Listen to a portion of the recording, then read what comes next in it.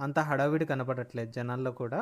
జనరల్‌గా week days అయితే after 8 పెద్దవాళ్ళైతే పనులకి, పిల్లలైతే స్కూల్‌కి వెళ్తూ ఉంటారు కాబట్టి కొద్దిగా హడావిడి చూసేవాళ్ళమేమో.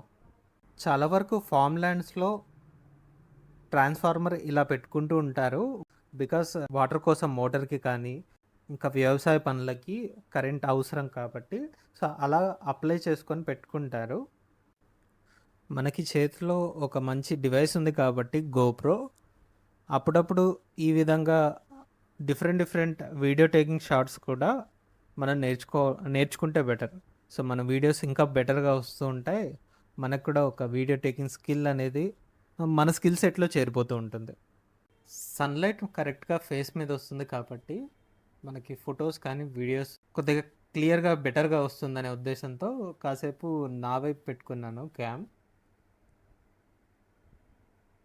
అలానే మనం రైడింగ్ చేసే వ్యూ కూడా కనపడుతుంది కదా! బ్యాక్‌గ్రౌండ్‌లో ఎలా ఉంటుంది, ఏంటి అది అబ్జర్వ్ చేయడానికి ఈ విధంగా కొంతసేపు రైడ్ చేయడం అయితే జరిగింది. మన ఫేస్ మీదకి సన్‌లైట్ వస్తున్నా అటుపక్క, ఇటుపక్క ట్రీస్ ఉండడం వల్ల ఈ ట్రీస్ షాడో మధ్యలో నుంచే వెళ్తున్నాం కాబట్టి కొద్దిగా బెటర్‌గానే ఉంది. సో, ఇక్కడ మనకు చూసుకుంటే ఒక హనుమాన్ విగ్రహం చూడొచ్చు. ఈ హనుమాన్ విగ్రహం నుంచి మేబీ ఇంకొక 5 మినిట్స్ పట్టొచ్చు కలకో విలేజ్ ఎంటర్ అవ్వడానికి.